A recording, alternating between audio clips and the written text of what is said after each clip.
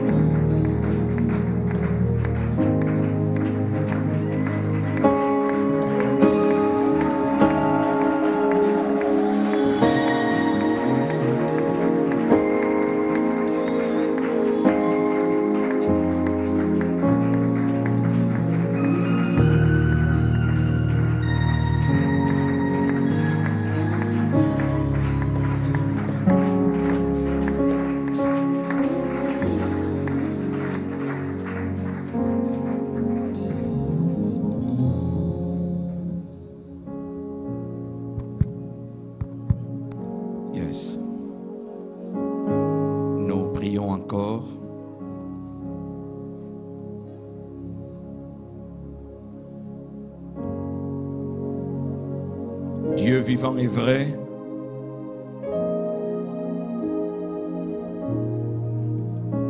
toi qui es présent à chaque fois que 2, 3 sont rassemblés en ton nom,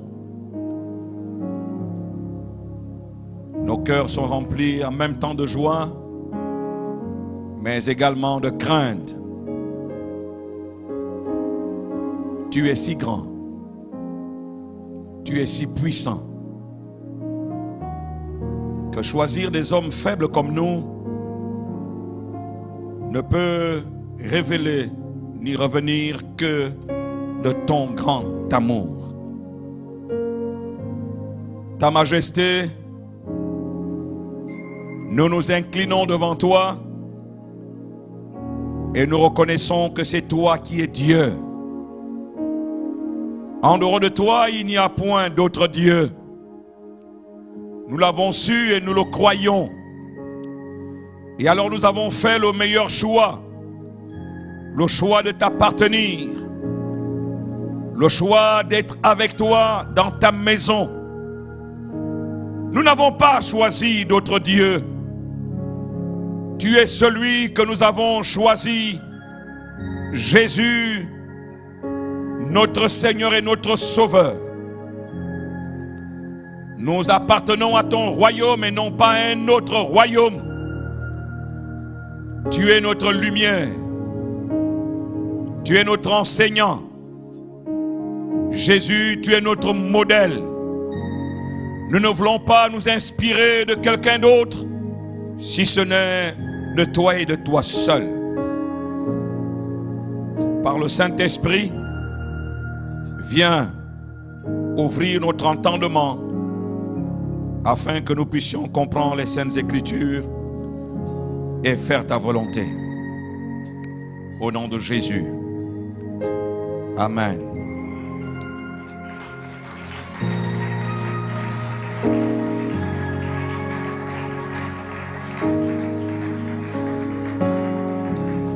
Nous restons debout. Est-ce que le chanteur Amos est dans la salle? Il est là. Chante-moi un chant avant que je ne parle. Chantons ensemble avec lui.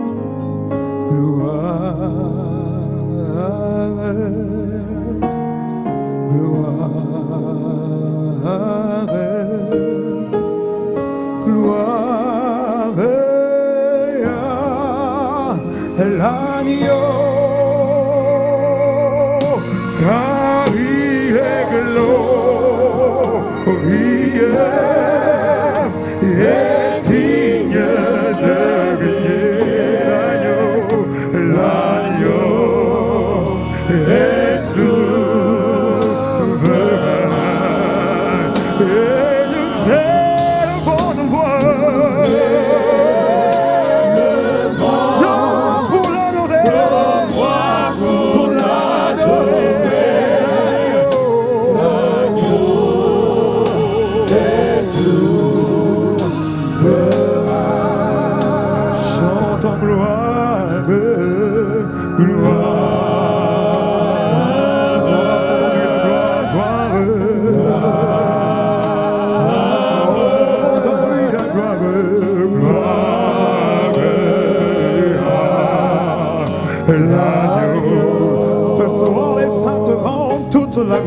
gloire, gloire au Père, gloire au Fils, gloire au Saint-Esprit.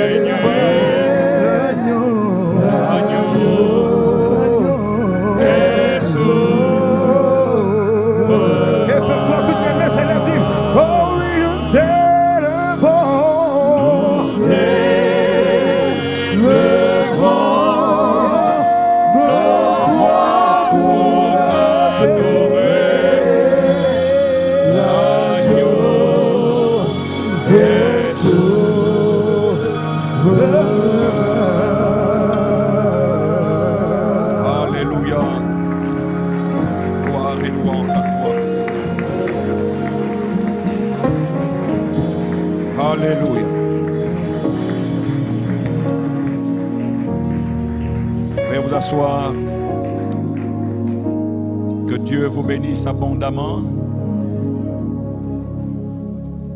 Vous allez me pardonner, je ne suis pas très protocolaire, mais je ne peux pas ne pas honorer la visionnaire de ce merveilleux ministère. Et pas à pas, nous célébrons les 10 ans. C'est une grande victoire. Et je voudrais dire merci pour cet honneur avec toute la délégation du Gabon qui m'accompagne.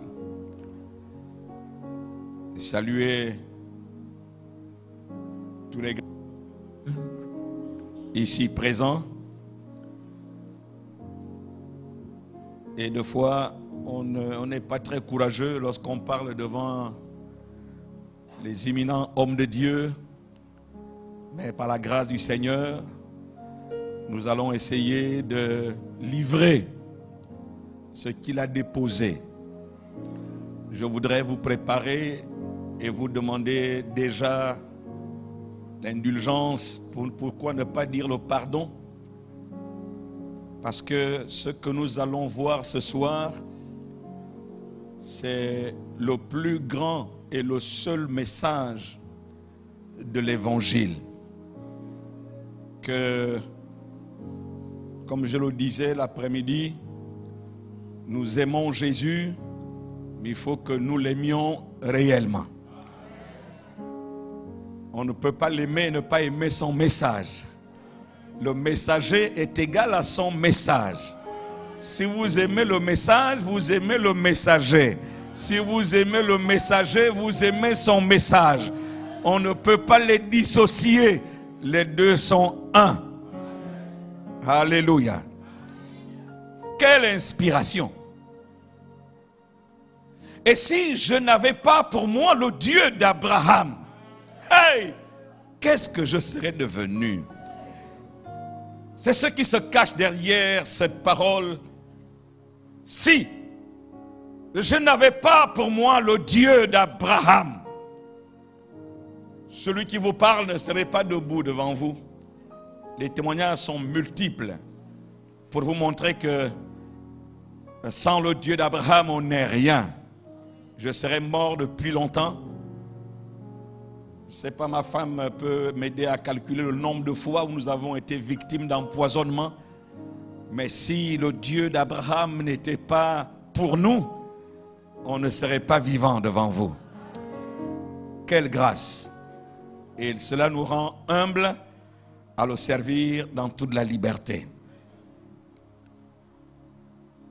La manifestation de l'intervention divine. Deuxième partie. Je voudrais que vous me suiviez attentivement. Vous savez, lorsque l'histoire du début n'est pas cernée, parce qu'il y a beaucoup de chrétiens, ils attendent le moment où l'homme de Dieu va passer à l'exercice du ministère. Parce qu'on veut les toucher, on veut prier pour eux. Avant ça, ils ne sont pas là. Ils sont dans leur maison, quoique présents. Ça fait en sorte qu'il y a l'introduction, l'image, parce que je prêche beaucoup avec les images. Si vous ne comprenez pas l'image, vous risquez de ne pas comprendre le message. Suivez-moi attentivement au début. Et dans Genèse chapitre 31, le verset 41 et 42, dans lequel est puisé le thème de cette célébration, nous en parlerons jusqu'au dernier jour, puisque c'est cela, la pierre angulaire de cette célébration. Voilà 20 ans que j'ai passé dans ta maison, Monsieur Laban. Ça fait 20 ans que j'ai passé dans ta maison. Je t'ai servi 14 ans pour tes 2 filles et 6 ans pour ton troupeau. 14 plus 6, la Bible s'est calculée, ça fait exactement 20 ans. Et tu as changé 10 fois mon salaire. Si je n'eusse pas eu pour moi le Dieu de mon père, le Dieu d'Abraham, celui que craint Isaac, tu m'aurais maintenant renvoyé à vide. Dieu a vu ma souffrance et le travail de mes mains.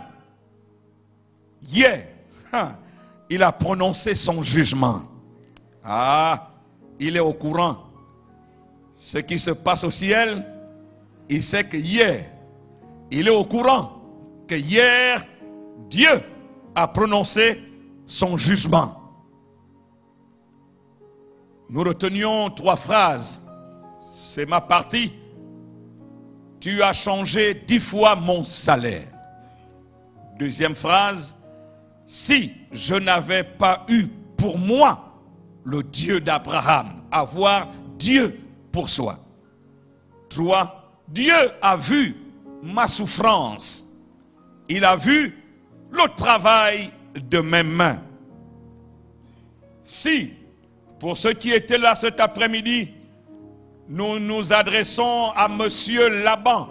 Qui connaît Laban? Peut lever la main s'il vous plaît. C'est encore qui Laban? Vous le connaissez? Qui ne connaît pas Laban? Vous connaissez Laban?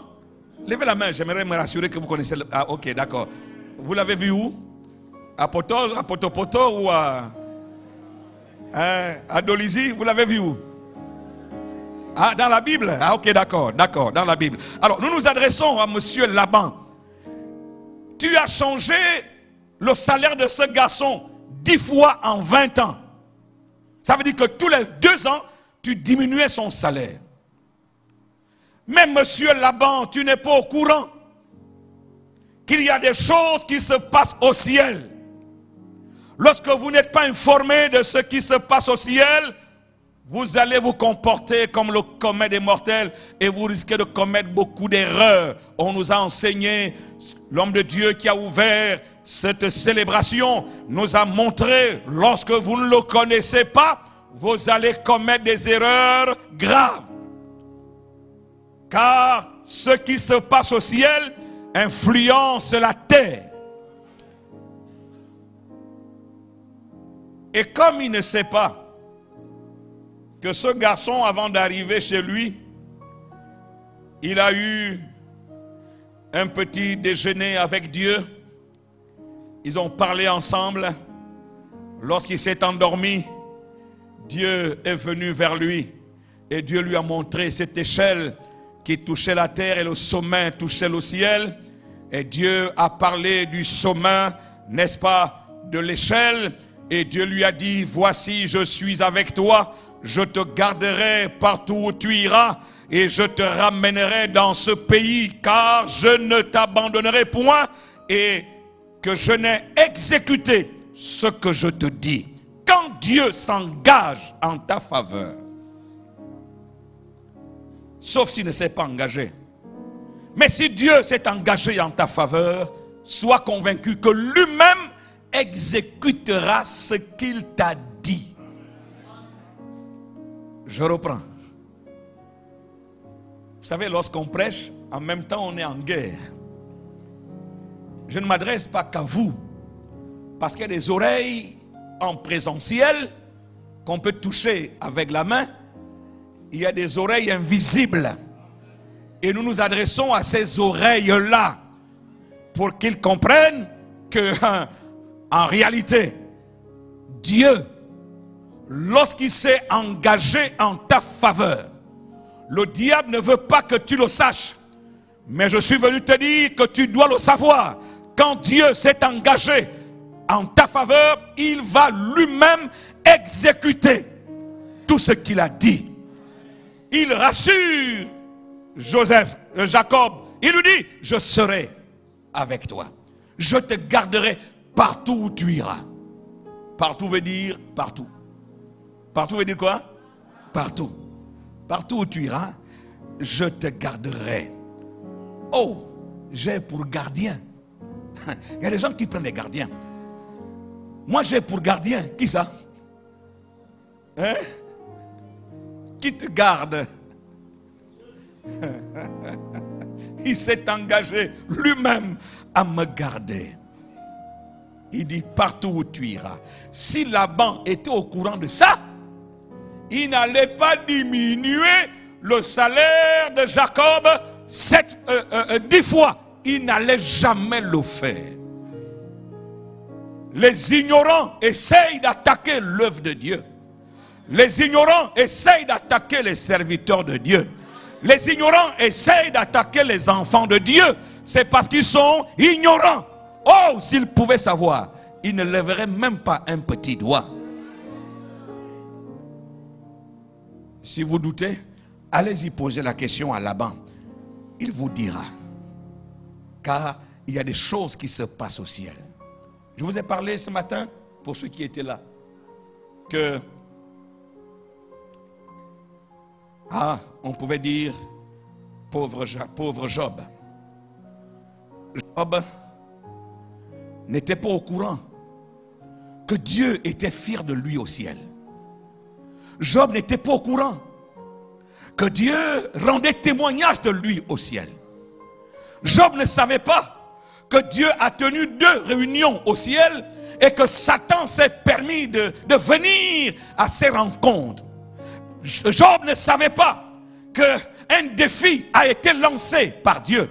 Dans la discussion avec Satan, Dieu voulait montrer à Satan que je sais que tu es menteur, mais il faut que toi-même tu saches que tu es le pire des menteurs. Et je vais te le prouver sans même te toucher. On est ensemble? Et Dieu se sert de qui et de quoi pour le faire? Il se sert de Job pour montrer à Satan que tu n'es rien. Oh, alléluia.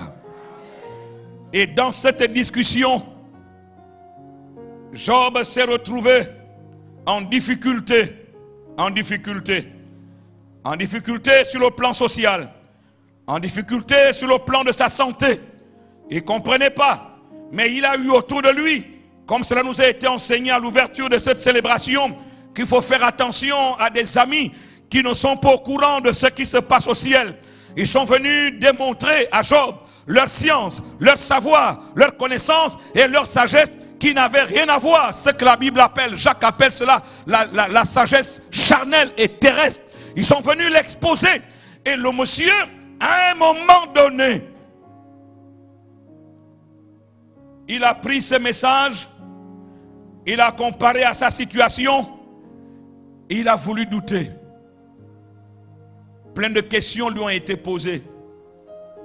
Et parmi ces questions, Job 37, verset 16, comprends-tu le balancement des nuées? Comprends-tu les merveilles de celui dont la science est parfaite? Parce que si tu comprends, oh, mon peuple périt, faute de connaissance. Mais si tu comprends les merveilles de celui dont la science est parfaite, si tu comprends le balancement des nuées, ah, il m'a parlé à cet effet d'une manière spécifique. Je vous transmettrai le message. Mais je suis en train de prêcher et libérer ce qu'il a déposé dans mon cœur. Mais il va y avoir un balancement des nuées. Ce ministère va connaître une autre dimension. Un autre pouvoir authentique va être manifesté et libéré. Il va y avoir un balancement des nuées. Retenez cela. Je ne sais pas flatter. Je ne sais pas donner des fleurs. Parce que moi-même, excusez-moi, ma fille sait que j'ai grandi au village. Chez nous, les femmes au village, on a grandi dans la forêt. Donc les fleurs, je ne connais pas la valeur. Chez nous, les fleurs, c'est la saleté. Ce sont les herbes qu'on pousse, qu'on coupe, qu'on jette. Et moi, j'ai épousé une femme très attachée à la valeur des fleurs. Vous voyez, elle connaît les noms de toutes les fleurs qui existent. Et quand on s'est mariés, j'étais surpris parce qu'elle était choquée de ne pas me voir lui offrir des fleurs. Hein? Offrir des fleurs, ça sert à quoi? Parce que chez nous, ce sont des herbes qu'on pousse et on brûle. Oh! Et puis, je l'aime tellement que tout ce que je cherche, c'est ce qui lui fait plaisir. Je me suis dit, si ça lui fait plaisir, alors je vais les couper moi aussi. Et attacher et venir donner. Le premier jour, je lui ai offert des fleurs. Oh, quelle joie! Mais elle était heureuse. Je lui ai dit, oh Seigneur, si c'est ça le secret pour qu'elle soit constamment heureuse. Parce que c'est son sourire qui me met en paix. Quand elle ne sourit pas, je suis malheureux. Et... non. Je peux tout faire. Si on se regarde et que je n'ai pas mon regard, que vous ne connaissez pas, si elle ne me libère pas mon regard, alors ça me refroidit tout de suite. Et je commence à chercher où est mon péché. J'ai péché où là? Pour aller réparer. Je ne sais pas jeter les fleurs. Mais je dis ce qu'il a déposé dans mon cœur. Vous allez comprendre le balancement des nuées. Vous allez comprendre les merveilles de celui dont la science est parfaite. Alors, 1. Il a diminué 10 fois son salaire. Deuxième phrase, je vous ai demandé de retenir. Si je n'avais pas eu pour moi le Dieu de mon père, le Dieu d'Abraham, avoir Dieu pour soi. Là, je vais toucher le cœur de mon message. Et je voudrais vous demander de me supporter. Parce que je vais toucher un domaine très sensible. Et en le touchant, je vais lire et vous prendre une image. Suivez bien l'image. Ça a bouleversé ma vie. Ça a bouleversé notre ménage. Ça a même bouleversé le ministère.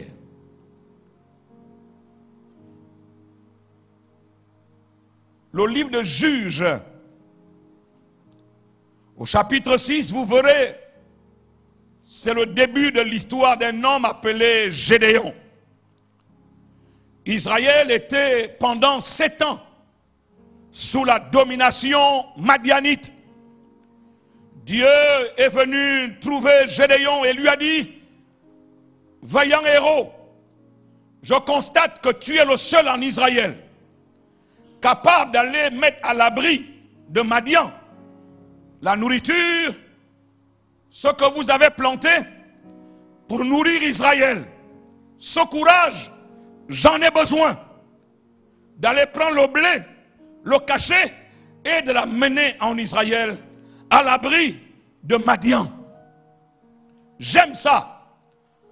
À cause de ça, je t'appelle vaillant héros. Tu vas libérer mon peuple de la domination de Madian.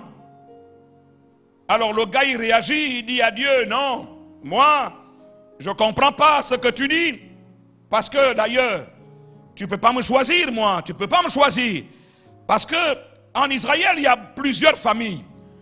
Ma tribu c'est la pire des tribus, c'est la plus pauvre, et moi je suis le dernier même de ma famille. Donc tu ne peux pas me choisir. Les critères montrent que tu ne peux pas me choisir. Dieu dit, va avec la force que tu as. Je vous passe de tous les détails des discussions que ce garçon a eues avec l'Éternel Dieu, jusqu'à ce que Dieu va finalement le convaincre par des signes. Et parmi ces signes, il avait dit à Dieu, bon Dieu, prouve-moi que c'est toi.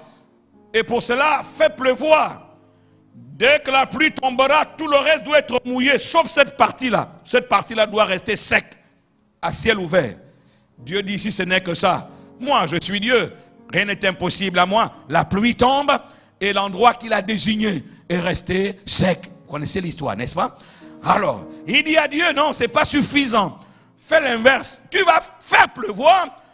Il n'y a que cet endroit-là qui doit se mouiller, le reste doit être sec. Ah, il a compliqué l'équation à Dieu, pensant qu'on peut compliquer une équation à Dieu. Dieu, rien ne lui est compliqué. Alléluia, vous êtes avec moi. Et Dieu a fait tomber la pluie. Et l'eau n'est tombée que sur cet endroit. Et le reste est resté sec. Jusqu'à ce que ce garçon a été courageux pour aller dans la maison de son père. Il ne savait pas lui-même que la faiblesse du peuple d'Israël sous la domination madianite, le secret était dans la maison de son père. Alors il allait de nuit et il a renversé l'idole qui appartenait à son père.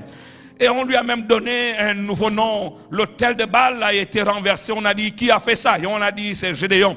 Alors on lui a donné un nouveau nom parce que le peuple a voulu l'égorger, le bastonner ou l'attacher. Mais son père a dit, mais non, si Baal est Dieu, qui se défend de lui-même?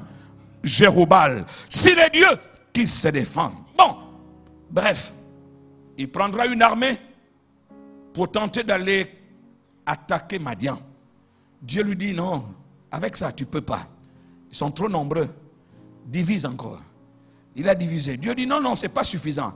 Ils sont encore nombreux. Bon, ceux qui restent là, amène-les à l'eau et suivez-moi bien. Dieu lui dit, les soldats, amène-les boire de l'eau. Moi-même, je vais faire le tri. Celui qui boira de l'eau comme un homme de la maison, il va se mettre à genoux et commencer à boire. Celui-là, tu le renvoies à la maison. Mais ceux qui vont laper l'eau comme des chiens, prenez-les, prends-les et amène-les au combat. Car c'est avec eux. Et puis, il n'est resté que 300 hommes. Et dans cette nuit, Juge chapitre 7, verset 9, Juge 7, verset 9, l'Éternel dit à Gédéon, pendant la nuit,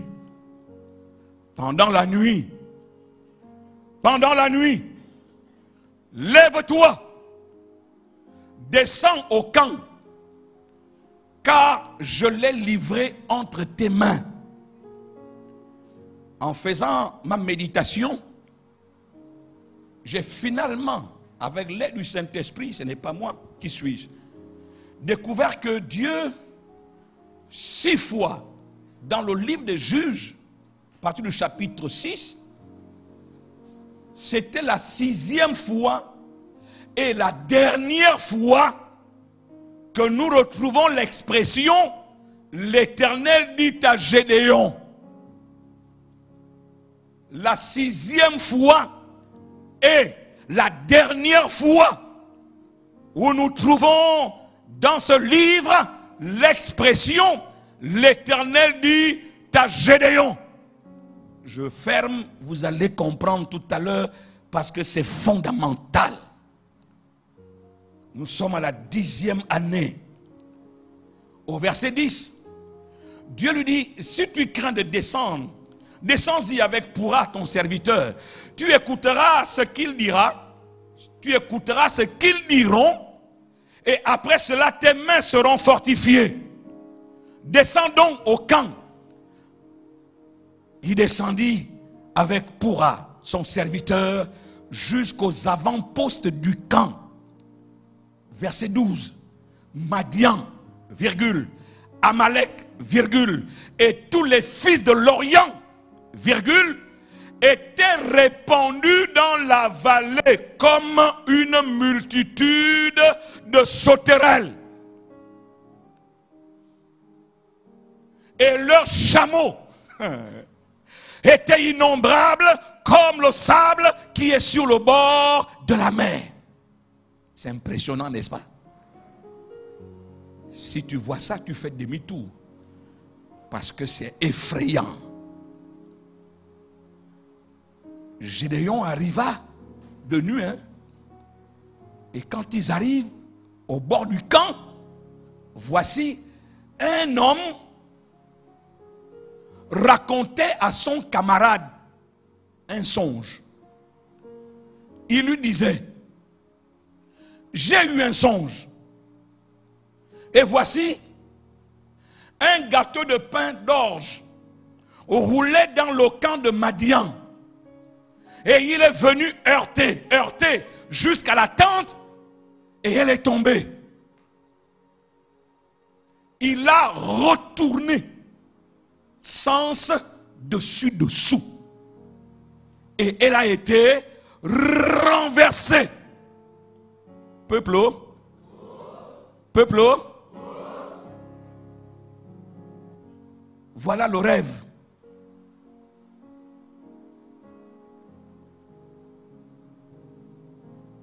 Au verset 14, parce que Gédéon est là, avec Pourra son ami, son camarade répondit et dit, ah, ce rêve-là, ce n'est pas autre chose que l'épée de Gédéon, fils de Joas, homme d'Israël. Dieu a livré entre ses mains Madian et tout le camp. Alors, regardez au tableau, s'il vous plaît.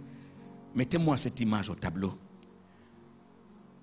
Alors, ce que nous venons de lire, peuple, c'est Dieu qui programme et qui est en train de faire sa programmation. Dieu en train de faire sa programmation. Il dit à Gédéon, de nuit, vas-y dans le camp de l'ennemi. Quand tu vas arriver, tu entendras ce qu'ils diront et tes mains seront fortifiées. Et quand il arrive, il y a un homme qui est en train de faire un rêve. Il se réveille à l'arrivée de Gédéon. Et il réveille son ami. Je suis convaincu que c'était des soldats. Ça ne pouvait pas être autre chose puisque c'était l'armée de Madian. Il lui raconte son rêve. Ce rêve vient de qui? Vient de Dieu. Parce que c'est Dieu qui est en train de faire sa programmation. Il parle d'abord à Gédéon. Il dit, vas-y. Et pendant que Gédéon est en route, Dieu l'a dévancé pour aller montrer un songe à quelqu'un de Madian. Est-ce que nous sommes ensemble? Donc le rêve là vient de qui? De Dieu. Dieu a tout programmé. Dieu a tout planifié. Dieu est un planificateur. Il a tout planifié. Mais quand Gédéon arrive, celui qui a vu le rêve, il raconte exactement ce qu'il a vu dans son rêve à son ami qui lui n'était pas dans son rêve. N'est-ce pas? Voilà. Il dit à son ami, voici le rêve. Raconte. Ah, j'ai vu quoi? Un morceau de pain. Dites après moi, un morceau de pain. Un gâteau de pain. Dis encore un gâteau de pain. J'ai dit morceau de pain pour parler en gabonais. Mais en congolais, je ne sais pas ce que j'aurais dit. Mais dans la Bible, on dit un gâteau de pain. Tout ça, c'est le pain. Le pain. N'est-ce pas? Peuple, il a vu un gâteau de pain d'orge. J'ai vu cette image dans Google. Ce n'est pas de moi. Je suis allé chercher dans Google pour voir à quoi pouvait ressembler un gâteau de pain d'orge. Et j'ai pris ça. Si ce n'est pas vrai, ce n'est pas grave. Mais c'est ce que j'ai pris. Mais la Bible dit un gâteau de pain d'orge roule dans un camp, le camp de Madian, l'adversaire d'Israël, qui a mis Israël à genoux pendant 7 ans. Et ce pain est venu heurter la tente, pas les tentes, la tente de Madian. Pourquoi la tente est au singulier? Parce que nous ne sommes plus là, dans une dimension charnelle des choses. Il a vu un songe. Nous sommes dans l'esprit. Et étant dans l'esprit, la tente de Madian, c'est un système, le système diabolique qui a paralysé Israël pendant 7 ans. Israël a été très malheureux devant la main de Madian. Elle était forte sur Israël. Donc ce système d'avilissement et de domination est incarné par une tente. On est ensemble? Et c'est un gâteau. Comme c'était la nuit, je suis convaincu qu'il y avait la rosée. Il y a toujours la rosée la nuit, non? Si c'était chez nous ici. La nuit, il y a toujours la rosée. Vers 3h, 4h du matin. C'est que ce pain-là était même mouillé. Imaginez un morceau de pain mouillé qui roule et qui heurte la tente et brise la tente. La tente tombe. Elle est renversée dessus. Voici le rêve. Alors, l'autre qu'on a réveillé, il ronflait pour lui. Il ronflait pour lui. On est ensemble? Peuple, on l'a réveillé. Et on lui a dit, voici le rêve. Lui, il n'a pas attendu. Il est courageux pour expliquer à celui qui a vu le rêve. Lui n'a pas vu le rêve. Celui qui a vu le rêve, l'autre lui explique que ce que tu as vu là, c'est certainement l'épée de Gédéon. Ah. Dieu a montré quoi? Et lui dit que c'est quoi? Dieu a montré quoi? Et lui dit que... Est-ce qu'on peut confondre les deux si vous les posez devant vous? Dieu a montré quoi? Le pain. Et lui dit l'épée. Restons là un instant. Le verset 15. Lorsque Gédéon eut entendu le récit du songe et son explication, il se prosterna, revint au camp d'Israël et dit, levez-vous, car l'Éternel a livré entre vos mains le camp de Madian. Alors, il va organiser son équipe, son armée. Il n'était que 300 en face. Selon l'addition qu'on peut faire, 135 000 soldats. Avec des chevaux, des chars, comme le sable de la mer. Nous les avons dénombrés tout à l'heure. Alors, il va donner un ordre à ces hommes. Au verset 17, Gédéon leur dit, vous me regarderez et vous ferez comme moi. Dès que j'aborderai le camp, vous ferez ce que je ferai. Et quand je sonnerai de la trompette, moi et tous ceux qui seront avec moi, vous sonnerez aussi de la trompette tout autour du camp. Et vous direz, aidez-moi, vous direz quoi? Vous direz quoi? Pour l'Éternel et pour Gédéon. Vous direz quoi? Si vous étiez les 300 hommes de Gédéon, il vous donne l'ordre. Il dit, vous direz... Ah, je ne vous sens pas encore. Vous n'êtes pas les hommes de Gédéon. Si vous étiez des hommes de Gédéon, il dit, vous direz... Encore une fois. Une deuxième fois. Une troisième fois. Pour l'Éternel et pour Gédéon. C'est un cri de guerre, n'est-ce pas? Alors, ces hommes, vous là, ont-ils respecté l'ordre donné par Gédéon? Lisons la suite. Au verset 20, nous méditons ensemble. Hein? Vous êtes avec moi? Au verset 20, les 3 corps, pour ne pas dire les 3 groupes d'armées, ils étaient divisés en 3, donc 100, 100, 100, 100. Ça fait 3 corps, ils étaient à 300. Sonnèrent de la trompette et brisèrent les cruches. Ils saisirent de la main gauche les flambeaux, de la main droite les trompettes pour sonner. Et ils s'écrièrent. Aidez-moi. Ils s'écrièrent. Technicien, s'il vous plaît. Ils s'écrièrent épée pour l'Éternel et pour Gédéon. Ils crièrent, aidez-moi. Ils crièrent comment?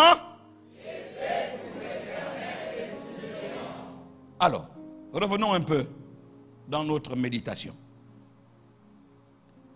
Dieu, qui fait toutes choses au ciel, il ne demande conseil à personne. Il a montré un gâteau de pain qui vient, qui roule, qui heurte la tente, le système de Madian et le renverse. Celui qui n'a pas vu le rêve, lui, il dit l'épée. Quand Gédéon donne l'ordre, il dit à ces hommes, vous ferez comme moi. Et vous direz, pour l'Éternel et pour Gédéon. Mais lorsque ce temps va arriver, le temps où il fallait qu'il crie, après avoir sonné les trompettes, ils crièrent. Ils crièrent. Gédéon leur a dit ça. Hein? Ils ont crié comment?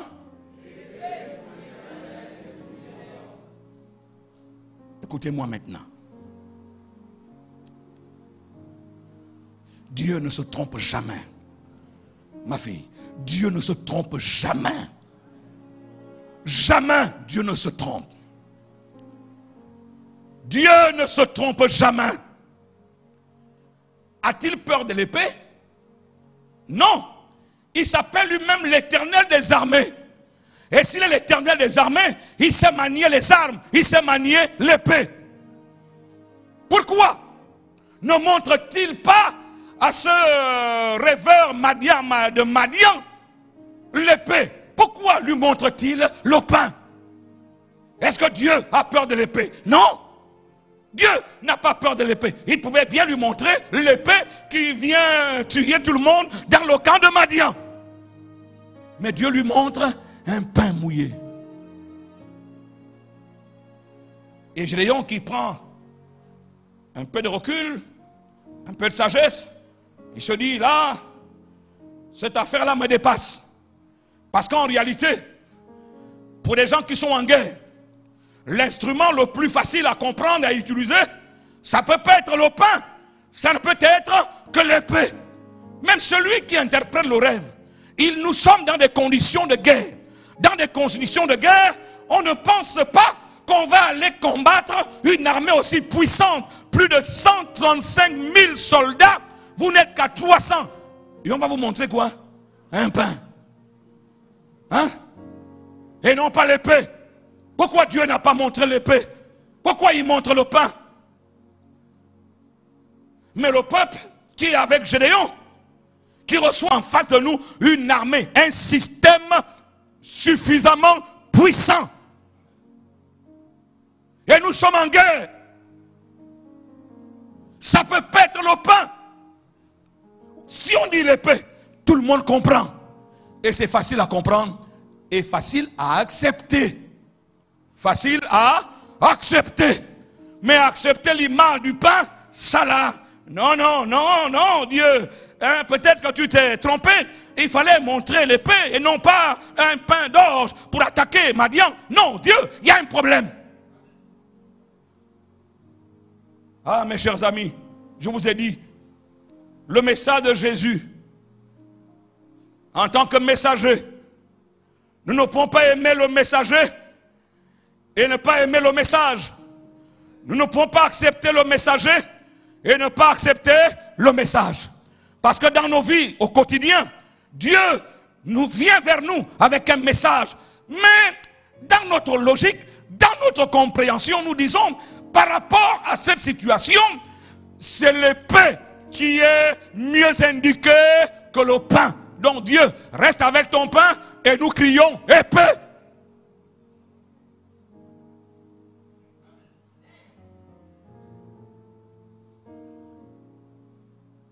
S'il vous plaît,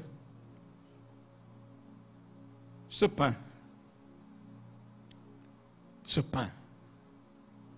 que Dieu a montré à Gédéon, et non pas l'épée, c'est celui qui a interprété, qui a dit l'épée. Dieu n'a pas montré l'épée. Vous savez, les gens qui interprètent des rêves, faites très attention. Ils ne sont pas dans vos rêves et dans vos cauchemars. Ils essayent de vous donner des explications par rapport à l'explication théologique qu'ils ont de certains signes et images. Mais c'est à vous d'aller chez Dieu, puisque Gédéon il s'est prosterné et c'est devant Dieu qu'il devait avoir à poser la bonne et la meilleure question. Dieu, c'est quoi le pain? Je vous ai dit, c'était la 6e et la dernière fois qu'on a rencontré l'Éternel, dit à Gédéon, pour avoir crié à l'épée et non pas au pain, la voix de Dieu ne s'est plus jamais fait entendre. Vous verrez dans l'histoire de Juges, on prendra quelques informations tout à l'heure, importantes pour vous. Vous verrez que pendant 40 ans, Dieu, jusqu'à la mort de Gédéon, vous ne rencontrez plus l'Éternel, dit à Gédéon. Terminé. Pourquoi? Parce qu'en fait, Dieu n'agit pas avec nous dans la manifestation divine pour venir se mélanger avec nos pleurs, nos grimaces, nos cacheteries, nos petites réactions charnelles, épidermiques. Dieu n'est pas dans ça. Non, lorsque Dieu libère la manifestation, je vous l'ai dit le matin et je le redis ce soir, c'est parce que Dieu a un programme. Dieu n'est pas assis et il est là assis avec une longue barbe. Dieu a tout planifié. S'il a créé le monde, il pouvait le faire en un jour. Il pouvait claquer le doigt comme ça et tout est créé. Mais Dieu a fait premier jour, deuxième jour, troisième jour, jusqu'au 7e jour. C'est que Dieu est un planificateur. Il a arrêté le temps de l'histoire. Il maîtrise l'histoire des nations.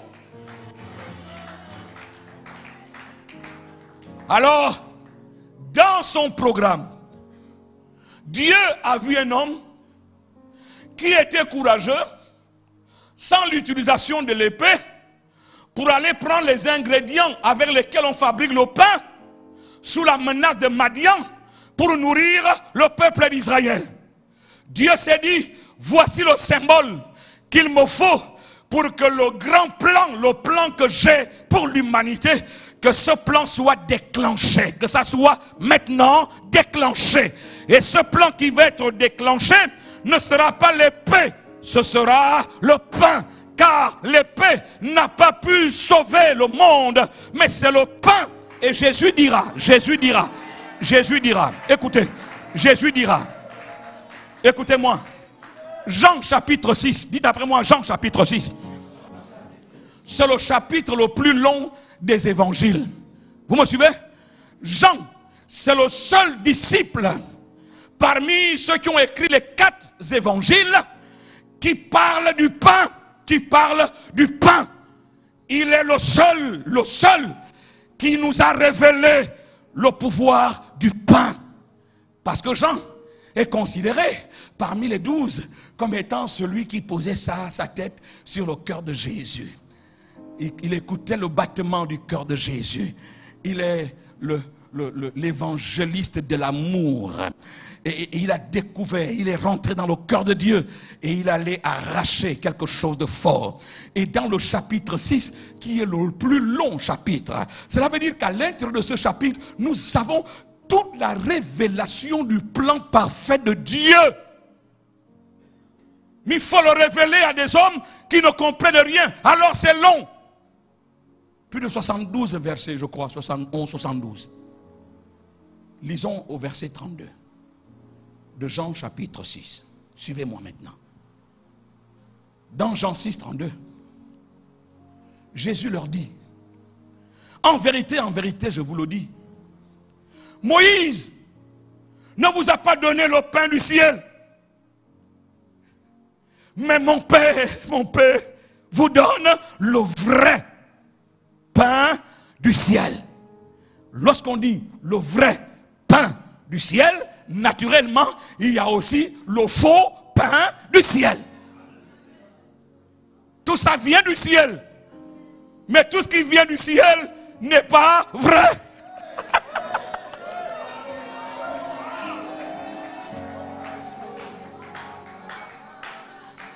Moïse ne vous a pas donné le pain du ciel. Mais ce pain tombait du ciel. La manne tombait du ciel. Mais Jésus met la séparation et dit, mais mon Père vous donne. Il vous donne quoi? Le vrai pain du ciel. Car le pain de Dieu.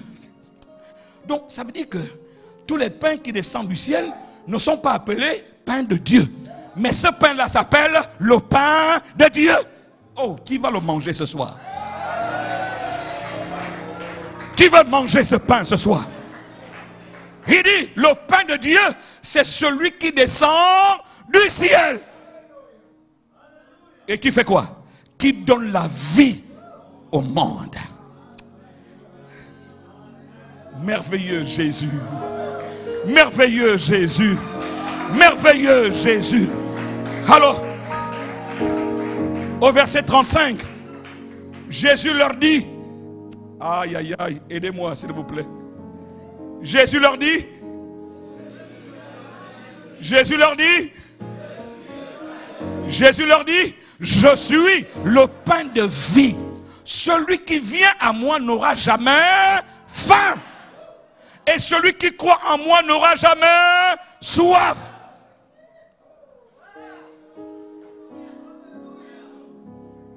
1 Jean chapitre 3 verset 8.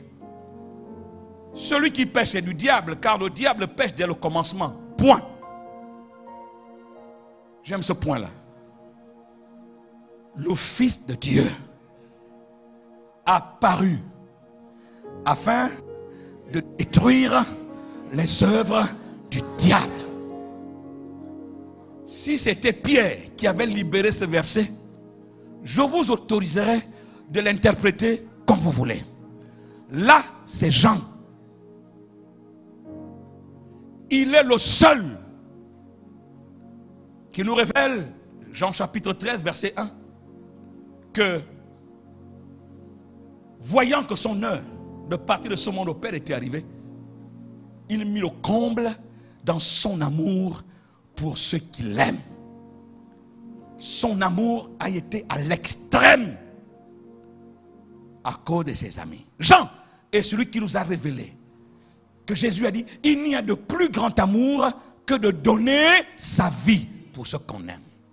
Donc, si c'était Pierre ou Marc qui avait libéré ces paroles, je vous aurais dit, interprétez ça comme vous voulez. Mais là, vous ne pouvez pas, parce que c'est Jean. Je reviens à mon histoire. Parce que c'est là, le carrefour où se trouve l'église, ma fille. Ce pain qui est descendu du ciel. Ce pain qui a roulé dans le camp de Madian. Ce pain qui a renversé le système Madian. N'est rien d'autre qu'une programmation prophétique. Dieu venait de se mettre à la porte. L'apôtre Paul nous dira, quand les temps furent accomplis, Dieu envoya son fils. Dieu s'est mis à la porte, à l'image de la vie de ce garçon et de son courage. Il peut sauver le monde, bien sûr, en commençant par le petit niveau d'Israël, et au travers d'Israël, sauver le monde. Il n'y a que ce pain qui peut sauver le monde, et non pas l'épée.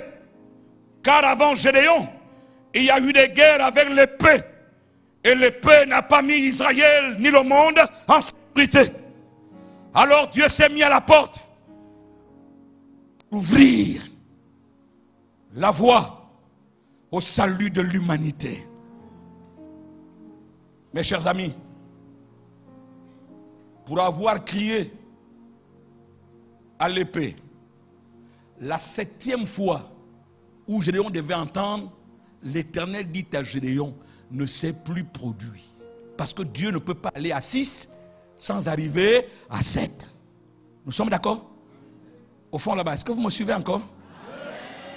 Je suis en train de vous montrer une image forte pour dire que ce pain est l'incarnation de l'amour. L'amour de Dieu manifesté aux hommes. L'épée divise. L'épée blesse. L'épée tue. Mais ce pain donne la vie. Il renverse le système, mais il donne la vie. Oh non, vous ne me suivez pas là. Je suis dans ma famille. En tant que serviteur de Dieu, je suis le premier. Et Dieu merci. Et je ne m'enorgueillis pas parce que je ne sais pas pourquoi c'est moi. Mon père n'a pas été serviteur de Dieu, ni mon grand-père, ni arrière-arrière-grand-père. Je connais ma généalogie. Je m'appelle Obiang Obam.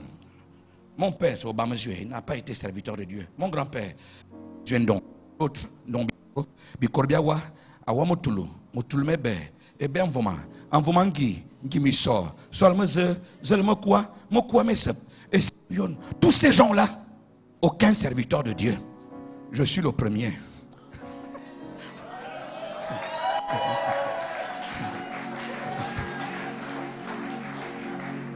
Dans ma famille, il y a constamment des problèmes. Et Dieu me dit, tu as devant toi l'épée et le pain. Qu'est-ce que tu vas utiliser? Beaucoup aiment utiliser l'épée parce que c'est l'instrument le plus facile à accepter. Et on va le voir avec Gédéon. Pourquoi ont-ils crié à l'épée et non pas au pain? Dieu parle à l'église du Congo. Il est temps que le cri change. Le cri doit changer dès maintenant. Je vous le dis, c'est compliqué, même dans ma tête. Dans des conditions compliquées. difficile, c'est normal que j'utilise l'épée. Mais Dieu, lui, il montre un pain mouillé. Alors Jean dit,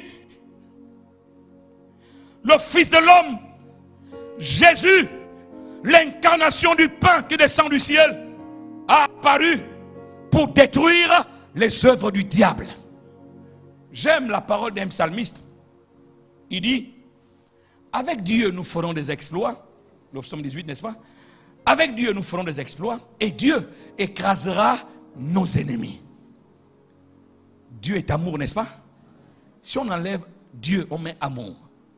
Avec Dieu nous ferons des exploits et Dieu écrasera bientôt nos ennemis. Enlevons Dieu, mettons amour. Parce que Dieu est amour, c'est lui qui incarne l'amour. C'est son nom, c'est son vrai nom.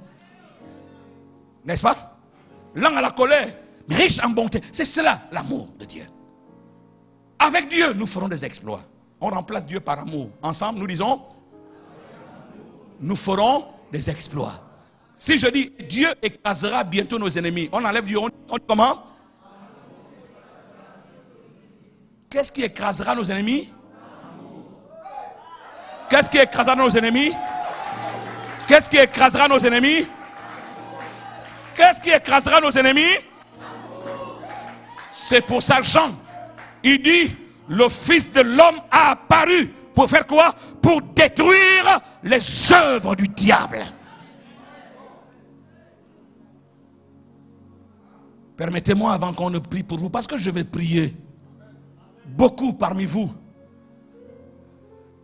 vous êtes même des instruments de Satan, sans le savoir. Oui, on m'a giflé. Oui, on m'a trahi. Oui, j'ai été violé. Oui, on m'a trahi. Oui. Mais quel est l'instrument que tu utilises pour écraser tes ennemis? Quel est l'instrument? Dieu montre le pain, mais toi tu interprètes, tu prends quoi? L'épée. Alors la voix de Dieu c'était, et Dieu n'a plus, on n'a plus jamais entendu que l'Éternel dit à Gédéon, terminé. Parce que s'il avait crié au pain, oh la 7e fois, allait ouvrir la voie au salut de l'humanité. Parce que cette bataille n'est pas à la limite d'Israël, petit peuple, et Madian. Madian est tout un système. C'est ce système que Jésus est venu renverser. La haine est l'opposé de l'amour. La haine est l'ennemi de l'amour. Le manque de pardon est l'ennemi de Dieu. Quelqu'un m'entend ce soir? Quel est l'instrument lorsque tu es en adversité? Quel est l'instrument lorsque tu es trahi? Mes chers amis, dans nos églises, il y a tellement de divisions parce que les gens préfèrent utiliser l'épée. Ils laissent tomber l'amour. Ils laissent tomber le pain. Ils crient. Et alors, quand vous êtes dans cette posture, Dieu ne vous parlera plus jamais. Et vos rêves et vos révélations, vous ne verrez que colère, vous ne verrez que mort, vous ne verrez que problème. Je suis fatigué d'entendre mes prophètes ne parler que oh, Dieu m'a emmené au Gabon et je vois, il y a le sang, il y a des complots, il y a ceci, il y a cela. J'étais avec un homme de Dieu qui prêchait et je n'avais jamais vu ça comme ça. Et quand il a dit, Dieu a dit à Satan, tu marcheras sur ton ventre. Et tu mangeras, ton menu va être totalement changé. Si tu mangeais de la viande, si tu mangeais du caviar, si tu buvais le champagne, à partir d'aujourd'hui, je mets fin à ton menu. Tu vas maintenant avoir un nouveau menu. Tu vas manger la poussière. Et il s'est allongé au sol, comme un serpent. Si je suis au sol et que je vous regarde, qu'est-ce que je vois? Je ne vois que vos pieds, n'est-ce pas? Je ne peux pas voir ton visage. Je ne vois que ce qui est sale. Le pied, c'est le symbole de ce qui est sale. Combien de prophètes ne voient que ce qui est sale? Ils ne voient que les pieds. Ils ne voient que ce qui est sale. Ils ne sont pas capables de voir le visage glorieux de notre Seigneur Jésus. Ils ne voient que de la saleté, que de la saleté, que de la saleté. Nous voulons progresser. Prophète, aidez-nous à progresser. Nous avons besoin de votre ministère, mais aidez-nous à progresser. Si tu me dis que mes pieds sont sales, tu me fais avancer? Non. Si tu me dis que c'est ma mère qui m'a bloqué et qui a volé mon étoile, tu me fais avancer? Au contraire, tu amènes l'épée, la division dans ma maison.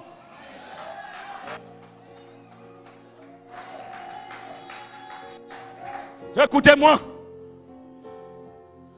Il y a des divisions, des séparations. Parce que les gens ne savent pas qu'au ciel, Dieu, au ciel, Gédéon n'a pas su qu'au ciel, Dieu ouvrait la porte du pain qui viendra renverser le système païen qui nous maintient en esclavage pour ouvrir la porte au salut. Mais non, mes chers amis, cette porte s'est refermée. Parce qu'ils ont crié à l'épée. Combien de portes se ferment sur vos vies? Hein? J'ai parlé à une de mes filles que je suis depuis plusieurs années.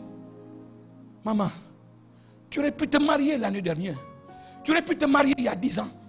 Mais à chaque fois que je vois Dieu en train de s'approcher de toi, il y a une porte qui se ferme. Parce que tes choix ne correspondent pas aux paramètres du ciel. Je suis, mes chers amis, trop sérieux dans ce que je vous dis là. Il n'y a pas un autre message dans l'évangile, le plus grand et le plus puissant. Jésus a dit, le plus grand des commandements, même si quand vous allez dans l'Ancien Testament, vous allez rencontrer le plus grand commandement. Vous le connaissez? C'est quoi le plus grand commandement? Car seul l'amour est capable d'écraser.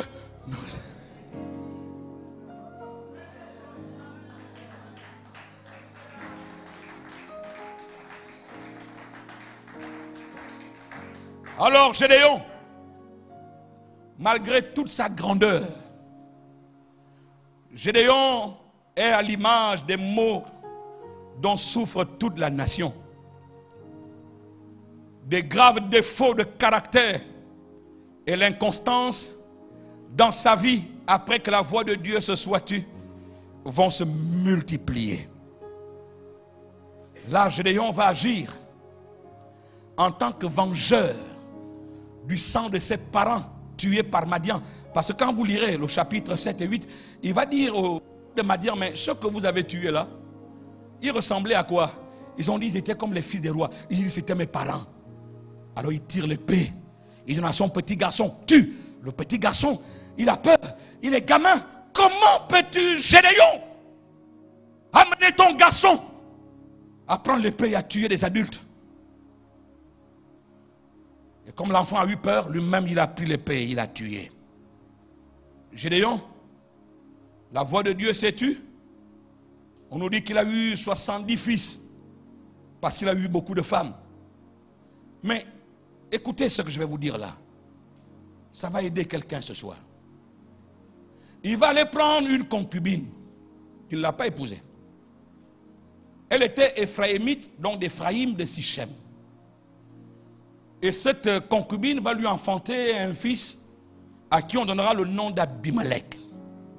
Même le nom est déjà bizarre. Abimelech. Lek. Pourquoi il fait ça? Vous ne lisez plus la Bible, c'est ça le problème de l'Église. Vous écoutez les hommes de Dieu, mais vous ne lisez plus la Bible. Revenez à la parole. Lisez la Bible, méditez-la, la parole de Dieu.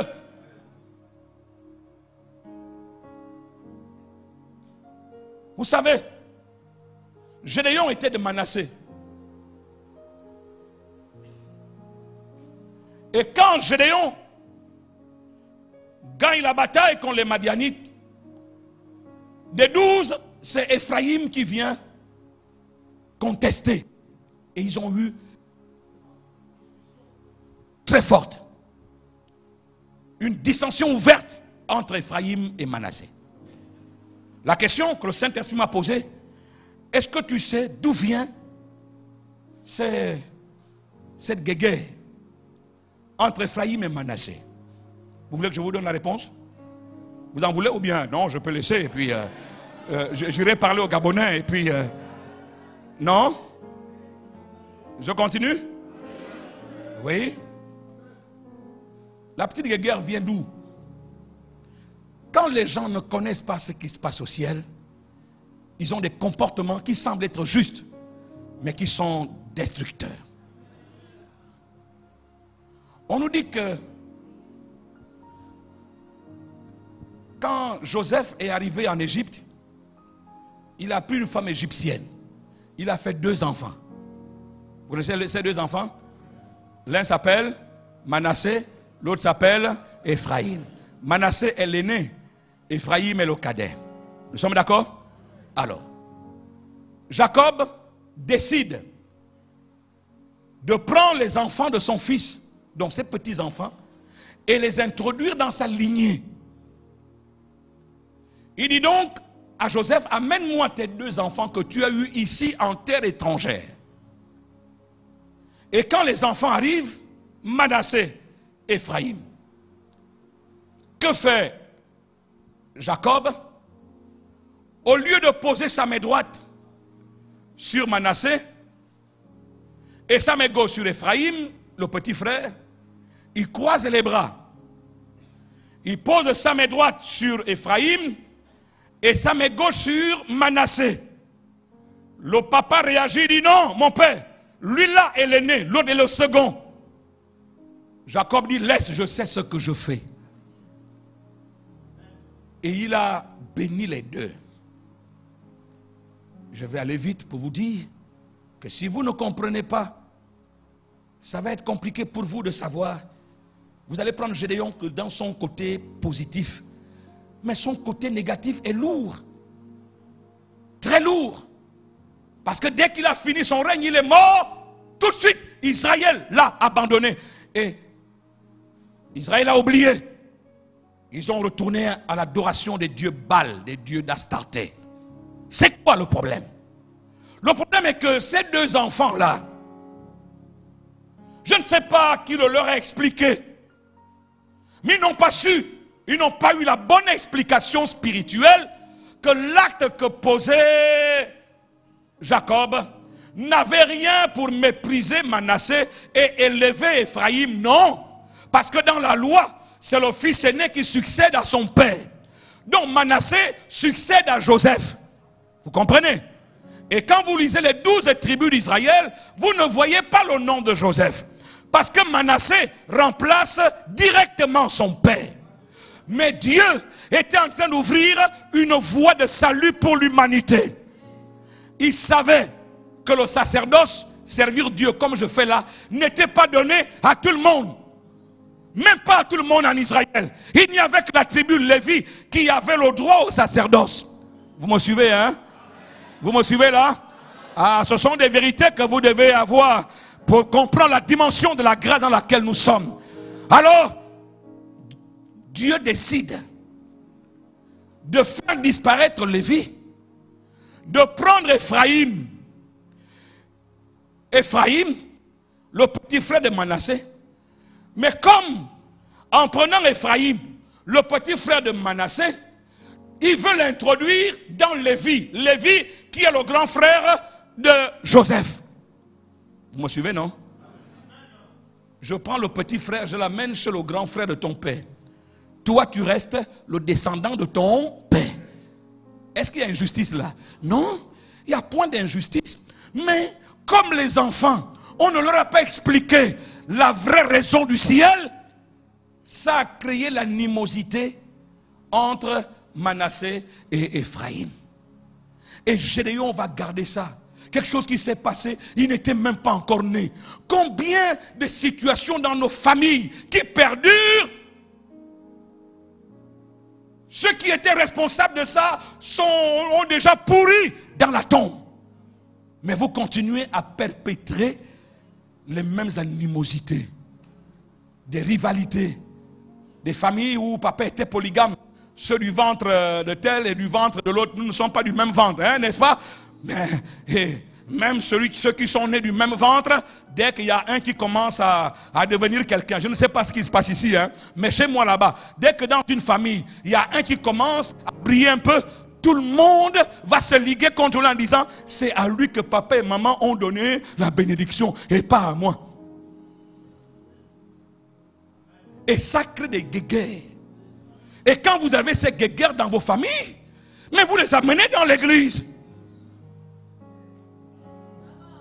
Et on ne comprend pas pourquoi vous vous comportez comme ça. Et chacun a l'épée à la main. Pour des histoires où vous n'étiez même pas.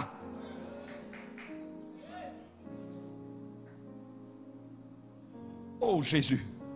Je veux qu'il y ait des libérations ce soir au nom de Jésus-Christ de Nazareth. Saint-Esprit, fais ton œuvre.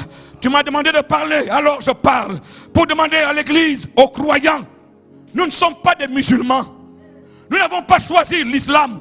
Nous n'avons pas choisi une autre religion. Les autres religions, aucun de leurs maîtres ne meurt pour ses adeptes. Aucun. Tous ces leaders de religion, ce sont les adeptes qui doivent mourir pour eux. Vrai ou faux? Mais nous n'avons pas choisi ces religions. Nous avons choisi la religion de l'amour. Nous avons choisi la religion du pardon. Sur la croix, il a dit, Père, pardonne-leur, car ils ne savent pas ce qu'ils font.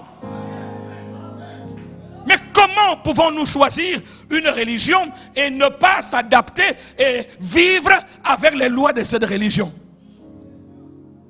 Si nous voulons être musulmans, soyons musulmans. Posons des bombes. Combien de chrétiens? Ils sont des calamités à ciel ouvert. Des kamikazes. Partout où elle est, oui, il y a toujours des problèmes. Avec une langue remplie d'épée, que pour blesser, que pour blesser, que pour blesser. Attention, je ne vous parle pas de ceux qui vous disent la vérité. Celui qui te dit la vérité ne te blesse pas. Au contraire, si tu as été blessé, Proverbe dit que les blessures d'un ami prouvent sa fidélité. Mais je parle de ces... on dit chez nous Congosseurs. On dit les Congosseurs. Il y a ça ici, non? Oh, pasteur, tu as vu tel? Non, je te dis, oh, ça vraiment, ce que j'ai vu là, il a fait ci, il a fait ça, il a fait ça. Pourquoi tu lui racontes ça? C'est quoi ton intérêt? Quel est le résultat que tu veux obtenir? Hein? Oh ma soeur, j'ai vu ton mari avec telle soeur en Christ là. Fais attention parce que la soeur en Christ là, qui est toujours avec ton mari. Mais quand tu dis ça à la soeur, tu veux gagner quoi? Est-ce que ce n'est pas mieux d'aller parler au mari pour dire, Marie, je te vois constamment avec telle soeur en Christ, fais attention. Non? Le plus grand message, mes chers amis, Gédéon fut un despote de pire espèce, un usurpateur, un imposteur en Israël. Il a profité de cette animosité qui existait entre Ephraïm et Manassé pour aller solliciter les paix auprès des parents de sa mère, parce qu'il est le fils d'une concubine d'Ephraïm. Et sans respecter la mémoire de son père, sans entrailles de fraternité, la Bible dit, il a égorgé 70 fils de son père sur un roc. Égorgé. La voix de Dieu s'est tue.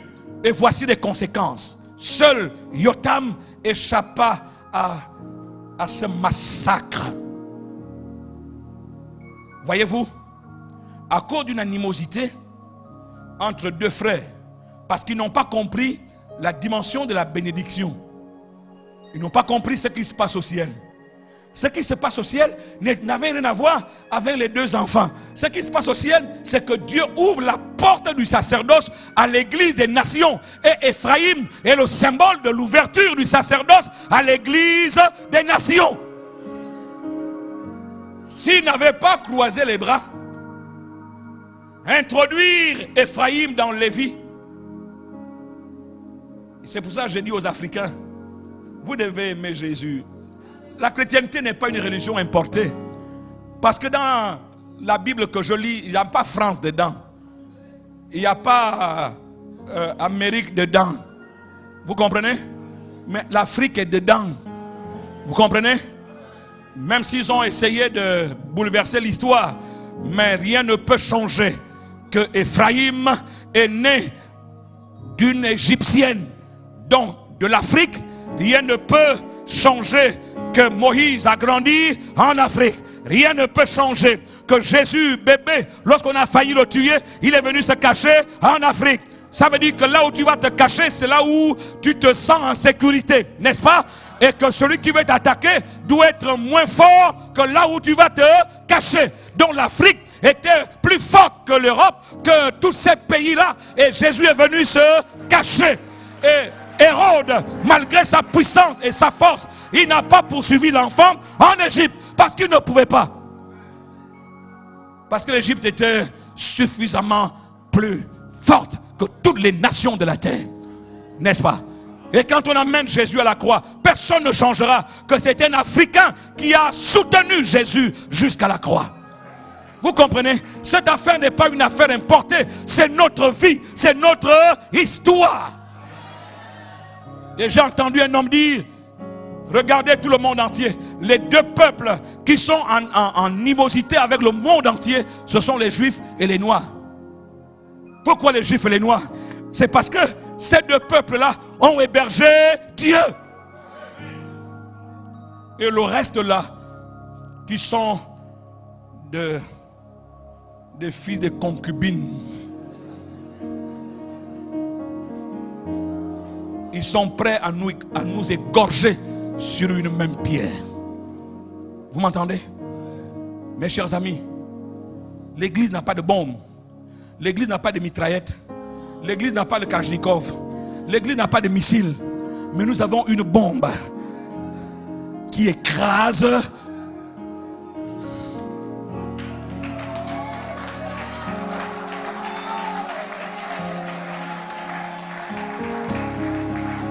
une bombe qui écrase nos ennemis. Car avec Dieu nous ferons des exploits. Et Dieu écrasera bientôt nos ennemis. Avec amour nous ferons des exploits. Et l'amour écrasera tous nos ennemis.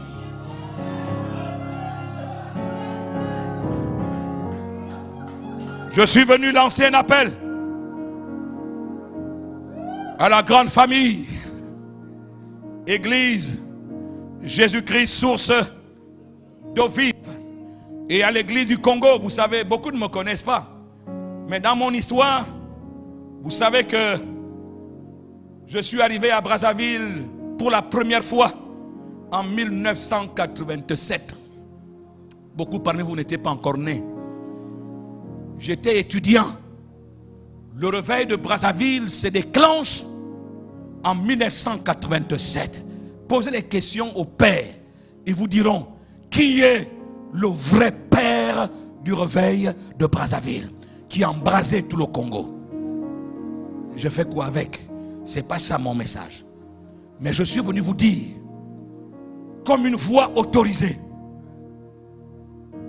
maintenant, Dieu ne vous montre pas l'épée. Faites rouler le gâteau de pain dans le camp de Madian. J'ai dit quoi? Faites rouler. Laissez le pain, laissez le gâteau de pain rouler dans le camp de Madian. Vous n'avez aucune autre force que la force du pain mouillé. Ça a l'air bête, ça a l'air maboule. L'apôtre Paul a dit, Dieu prend les choses faibles pour confondre les fortes. Ma fille, ton pouvoir et ta puissance est dans le gâteau de pain. mange-le. Jésus a dit, celui qui mange ce pain n'aura jamais faim. Ce pain donne la vie.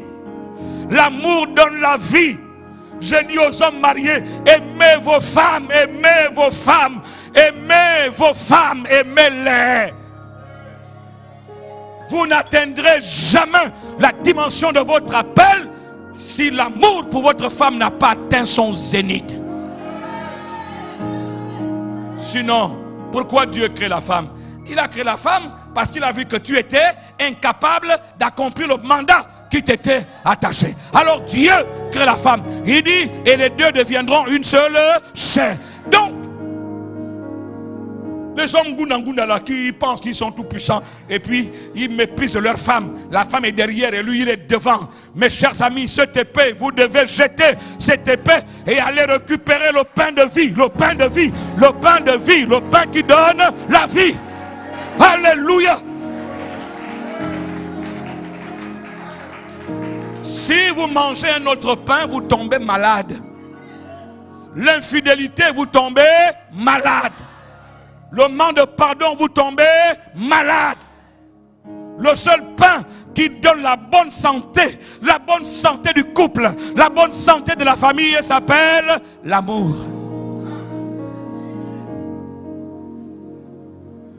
Mais qui prêche encore sur l'amour?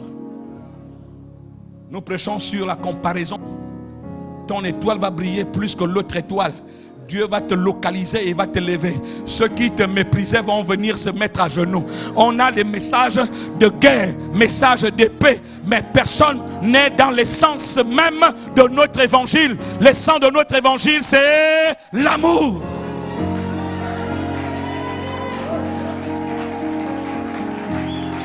Nous gagnerons.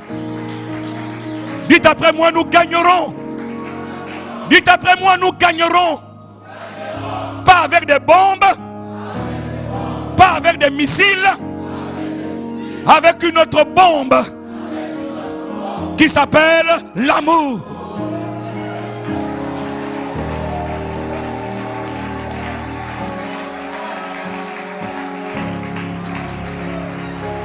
Oh non, Église, réveille-toi, réveille-toi, réveille-toi, Église, réveille-toi et reviens à ton message. Alléluia. Alléluia. Soyez délivrés ce soir des pains qui donnent la mort, des pains qui donnent la vie. Levez-vous et mangez le pain qui descend du ciel. Le vrai pain, le vrai pain. Tous les messages ne sont pas des messages d'amour. C'est un pain, mais qui n'est pas le vrai pain. Dès lors qu'on te met en guerre avec ton frère, ce pain n'est pas le vrai pain.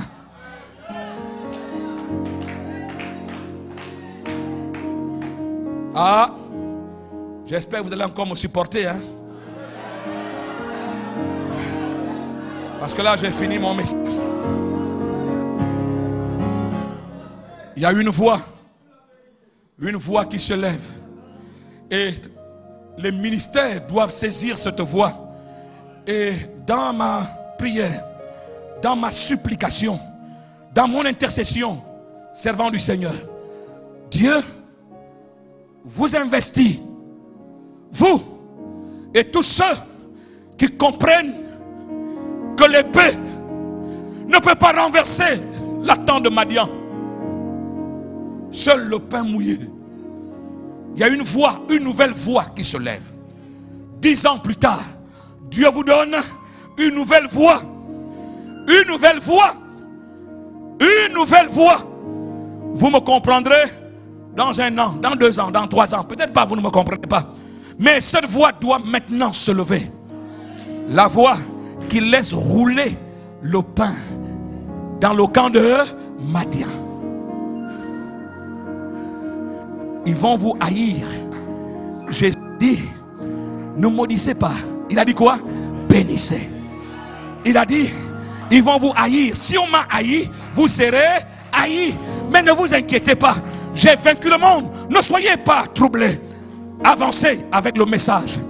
Aimez vos ennemis. Priez pour ceux qui vous persécutent. Vous savez, Une simple question, je peux te la poser ce soir. Si tu fermes les yeux et que tu penses à tous les gens que tu connais,